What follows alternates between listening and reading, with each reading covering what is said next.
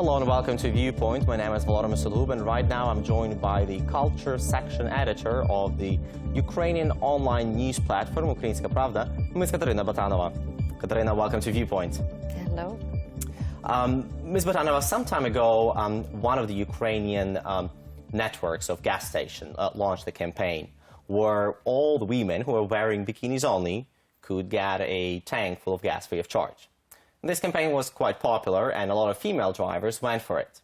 At the same time, there was a lot of criticism among the Ukrainians, including from yourself, for such sort of campaign. So can you tell us why do you think that this sort of campaign is not appropriate?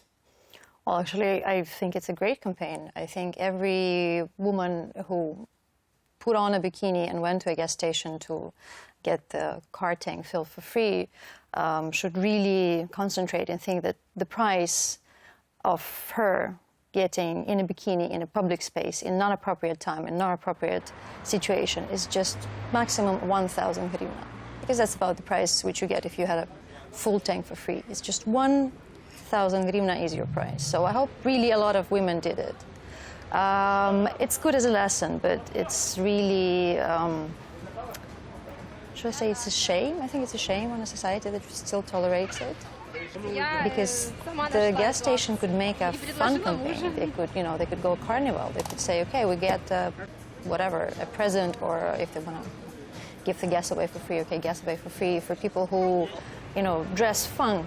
And then it would be fun for the gas station, it would be fun for clients, it would be fun for everyone. But I think it never even... men could participate as well. Well, men actually participated in this campaign also, and the part of a discussion in social networks, which are so popular in Ukraine, was like, what's the discrimination? I mean, men also went there in bikinis, but we understand that the man in a bikini is a clown. I mean, in a good sense, right? It's funny. But a woman is in a bikini, especially, the women who, as far as I saw from pictures, went there. It was not, women over 50, let's say. It was young women that perfectly fit the standard of a sexy, long-legged... The ones who had something to show, right? Well, exactly. But even when we say women have something to show, I mean, are they giraffes in a zoo that they have to have something to show? Or if you don't have anything to show, if you don't have anything to sell, then what, you don't get a gas for free? I mean, the whole idea is shows that it doesn't even occur to the majority, not just of ad makers, because a lot of advertisement in Ukraine is very sexist, and it just doesn't occur to people that something's wrong with it. But also to the clients that come on, people, you're selling yourself.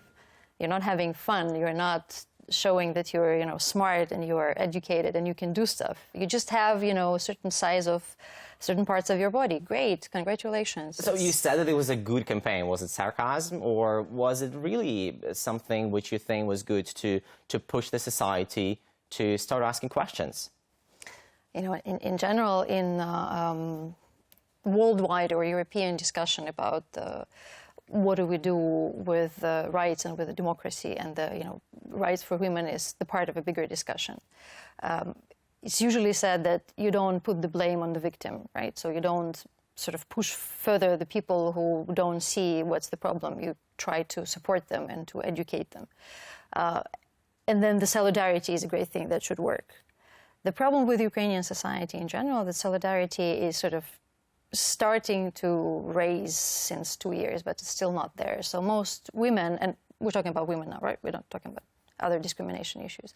Most women are still not capable of seeing that you don't have to be raped, I'm sorry to say that, to associate and to help and to understand the victims of rape. You don't have to go through home violence yourself personally. You don't have to be beaten to understand that there is a huge problem and big numbers of home violence in Ukraine, which is being silenced because women don't know how to talk about it. They don't sort of know how to deal with it. And I just saw with a corner of my eye on a Facebook, and I'm not even sure which country it is, in Europe, then a campaign started that the women who went through a home violence and they're afraid to talk about it, they can put a black dot on their palm, and then the others would know, and they could come and ask, can they do something, and maybe they can help. But in Ukraine, it sort of doesn't work. If I didn't go through that, it means I don't understand, and it's not the issue for me. So in that sense... in your opinion, what should be done to draw the attention of the Ukrainian society towards the discrimination of women? Well, what's happening now is that women are emancipating, and during the last 2 years, also because of Maidan, women are emancipating very fastly. Well, the society in general is emancipating very fastly. So what you ask about, sarcasm or maybe an irony, it is a bit of an irony, but also a bit of a truth, because women now don't fit in these parameters. They feel themselves that they don't fit into commercials that suggest them to be, cooking food for men, or spending the whole day in home, or being associated only with children, or being undressed for, tank of gas.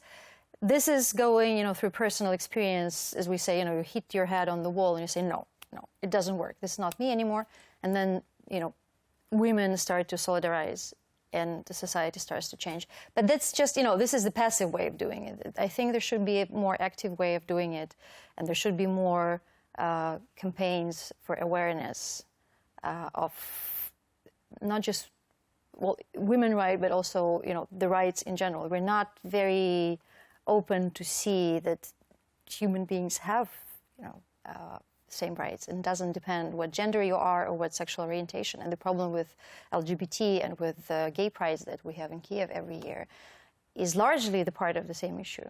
So who should we blame? Again, talking about the women issue, the discrimination of women, who should we blame? Should we blame the society in general that it's not evolving as fast as we would like it to? Should we blame the men, or should we blame the women who are participating in these campaigns? And I'm sure that a lot of women are working in the advertising agencies who come up with these campaigns, with the sexist campaigns. We shouldn't blame anyone, and maybe if we don't blame anyone, we will develop much faster. So shall we just sort of say that we don't blame? All right. Okay? What shall we do? There was a great case with Ukrainian television, actually, right, and with media in general, because media plays a huge role in changing in society, or showing a certain standard, or showing the certain standard are not appropriate. So there was this case when Ukrainian media started on the level of top management, on the level of editors, on the level of journalists, on all levels, women, men, everyone who worked. They started to understand a certain type of news are just not appropriate. The certain type of reference to, let's say, Russian news agencies or the Russian news are not appropriate. That we cannot, the news sphere cannot operate the way it used to operate just 2 years ago. There was no one to blame. There was no direction from above, from the president, or I think not even from the heads of the channels. It was on all levels just understanding that this is not working for society. This is harming society. We should change it. To a certain extent, it also happened with the Russian TV series. Just to a certain extent. Well, they're coming back, and but it was also that maybe this is the way of talking about cultural values that maybe we shouldn't do, at least for now, in Ukraine. But what should we do, in your opinion, in order to combat such sort of sexist campaigns, such sort of attitude towards women? What should the society do? Well, first, not the society in general, but the professional association should impose more strict ethical rules in journalism, because that's where one of the parts of education for society comes, when the jokes and the images will stop appearing in news outlets, or more discussion articles, or more discussion programs putting the question, what is the rights for women? What is the sexism? What is the home violence and the other important issues? What is it? What place does it have in a society? That's called awareness raising, right? That so media should take the lead in this. I do believe so. And the other thing is of course, education, because that's something which should also start in school. And it's a bigger discussion about education, especially, the school education in Ukraine in general. But the gender roles and the stereotypes get into the heads of the children, well, of course, from families, but also through school. And that should be changed. But the media is a more faster way a bit, and the education is a bit slower way. And also, we as society and we as women, maybe not only women, because maybe next time when whatever gas station gets this type of campaign, it won't be just a huge flow of negative comments in Facebook. Facebook is perfect. That's better than nothing, but it's still a virtual world. Maybe there will be a real-time campaign. Maybe, I don't know, next year or whatever they decide to do it, 1,000 naked women would come to the gas station and say, okay, now fill our cars for free. And then maybe through a money hit on the head of those who created this campaign, there will be a message that, no, you don't do it. You just cannot do it. Understood. Understood. Well, some very interesting thoughts from you, Ms. Botanova. Many thanks for finding the time to come and talk to us.